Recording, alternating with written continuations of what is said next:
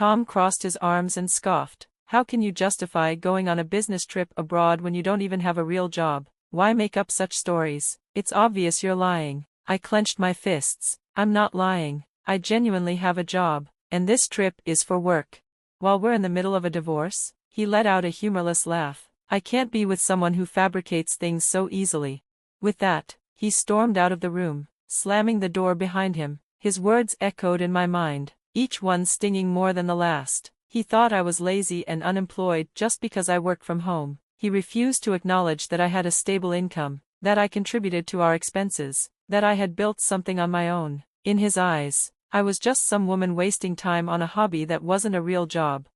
A few days after returning from my business trip, I found the divorce papers on the kitchen table. Tom had already signed them. I stared at the papers, letting reality sink in. This was it. He had made his choice. If he couldn't see my worth, then maybe this was for the best. Without hesitation, I signed my name and headed to the state court to finalize everything.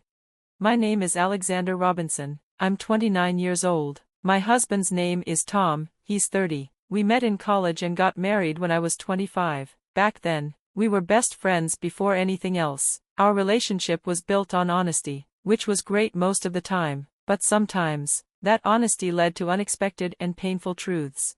For me, everything changed when I started talking about my dream. My dream was to run an online store selling imported goods. The idea had been in my heart since college, where I worked part-time at a boutique. I had always loved foreign designs, unique furniture, and accessories, and my passion for them only grew over time. After graduating, I continued working full-time at that boutique, but the dream of having my own business never faded. One evening, I decided to share my vision with Tom. I thought he would support me, encourage me even, but as soon as I brought it up, his reaction was far from what I expected. Tom, you know how I've been talking about opening my own shop, right? Well, I've been seriously thinking about it. Oh, not this again, he sighed, rubbing his temples. You can't just do things on a whim. You should just give up. His words felt like a slap. Why would you say that? This isn't some sudden idea. It's something I've been planning for a long time. Sometimes, things just aren't possible. Alexander, life isn't as easy as you think it is. You don't have to be so harsh. Why do you always shut down my ideas without even listening? My voice rose despite my effort to stay calm. Tom crossed his arms. Fine, then tell me, what's your backup plan if your business fails? Well, I don't expect it to be an instant success, but… And what about our bills, our living expenses? Are you saying I have to handle it all now? I have savings, Tom. I can manage while I build my business. He let out a humorless chuckle. Fine, do whatever you want, but if it doesn't work out, don't come crying to me. At first, Tom pretended to be supportive, saying things like, take your time and prepare well, but over time, he made it clear that he disapproved. He was obsessed with the idea that my income would become unstable, that I wouldn't contribute enough. He never once considered that I had been covering more of our expenses for months. I earned as much, if not more, than he did, yet he still treated my job as insignificant. Despite his disapproval, I refused to let go of my dream. At 26, I officially launched my online boutique. It wasn't easy at first, but I worked hard. I optimized my store for e-commerce, used social media for marketing, collaborated with suppliers, and did everything I could to grow my brand. A year later, my hard work paid off. I had a stable income, a growing customer base, and steady sales. Now, my annual revenue reached $300,000. I never talked about my earnings with Tom. I figured he wouldn't care, and he never asked. He just kept bringing up our shared expenses, and I continued handing him money without argument. Then, one day, I received a message in my shop's DMs. I'm a regular customer of your shop. Have you ever considered selling furniture alongside your imported accessories? Actually, many customers had made similar requests before. However, selling furniture online was tricky. It was expensive, and buyers cared a lot about materials, quality, and design. Without personally inspecting the items, it was risky, but the idea intrigued me. So, I contacted Amara, the manager of the boutique where I used to work. She had experience sourcing international products, and I thought she could offer advice. Alexander, it's been a while. How's business? She greeted me warmly. It's going well, actually. I was hoping to ask for your guidance. A lot of customers have been asking me to sell furniture, but I want to inspect the products before committing. Since you have experience with international suppliers, I thought you might have some advice. I see what you're getting at, Amara said thoughtfully. Actually, I still have connections with overseas suppliers. I could help set up a meeting for you. Thanks to her, I was able to arrange a trip abroad to check out the products, but I couldn't just disappear for a week without informing Tom. So, that night, I brought it up with him. Tom, I need to be away for about a week. I'll be traveling abroad for work.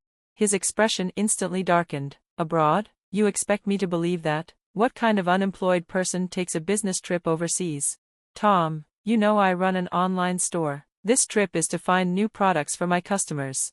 He scoffed. Your little side business, there's only so much it can achieve. Believe what you want, but our sales are doing well. I have customers requesting these products, and I need to see them in person. If you keep insisting on this nonsense, I won't let you go. You, practically a homebody, traveling for a whole week? Ridiculous.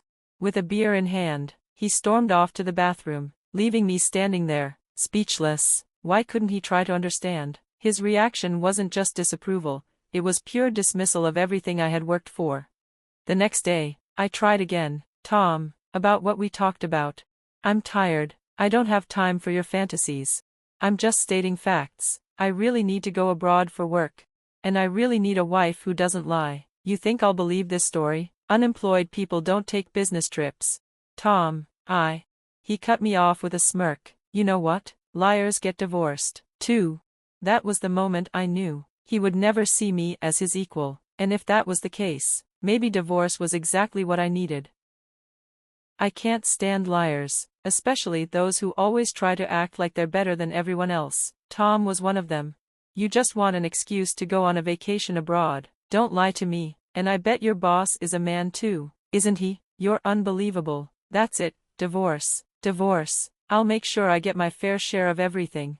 With that, he stormed out of the room. I stood there, anger rising inside me like a fire. Who does he think he is? Just because I work from home, he always looks down on me. He wants to feel superior, but I've had enough. Since he didn't care about what I had to say, I stopped asking for his permission. I went ahead with my business trip as planned.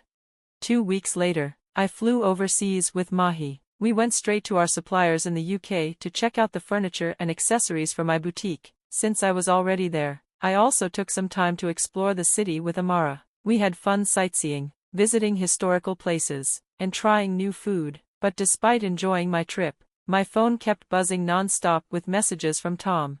You didn't actually go abroad, did you? Come home now, and I'll forgive you.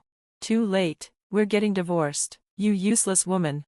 Each message annoyed me more than the last, but I ignored them. I knew replying would only make things worse. When I got back, if he was willing to talk properly, we could discuss things then. Until that time, I decided to enjoy my trip and focus on my work.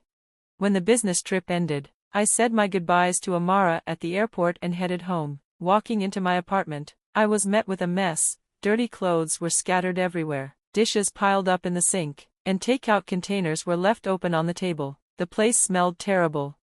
And there, sitting on the table, was a divorce paper, already filled out. Next to it was a note.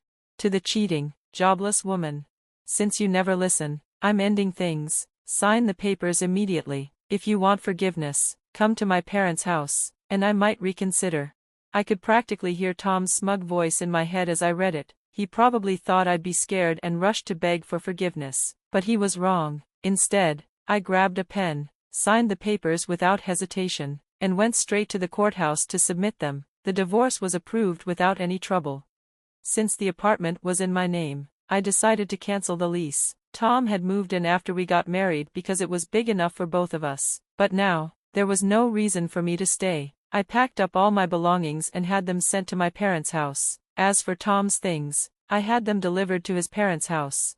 He continued sending ridiculous messages. Stop being stubborn and come apologize now. You have until the end of the week. I ignored every single one. A week later, my phone wouldn't stop ringing. I had been ignoring his calls all morning, but since he wouldn't give up, I finally answered. Hello? His angry voice exploded through the phone. What the hell do you think you're doing? I sighed, already tired of this. I put the phone on speaker and started recording. What's the problem? There's nothing left to discuss. Don't play dumb. Why did you send all my things to my parents' house? I just got to the apartment, it's empty. Oh, that. I cancelled the lease, I said casually. You what? Without telling me? It was my apartment, Tom. I didn't need your permission. He went silent for a moment, probably trying to think of a comeback. Then he shouted again. We were married. You had no right to do this without talking to me first. I laughed. Married? Not anymore. I already submitted the divorce papers. We're done. You don't even have a job. You need me. I rolled my eyes. Tom, I never depended on you. That shut him up. He didn't know what to say. I continued. You never believed in me. You always looked down on me. But guess what? I've been running my business for 3 years. I make more money than you now. I don't need someone like you in my life. I hung up and blocked his number. Tom tried to contact me several times after that, but I ignored him. He even showed up at my parents' house once, but my dad turned him away at the door. His own parents, after learning how he treated me, kicked him out. Now, he's renting a small place near his job, all alone. As for me, I stayed with my parents for a while. My business was thriving, and I had the freedom to travel whenever I wanted. The divorce was the best thing that ever happened to me. I had no regrets, only a bright future ahead.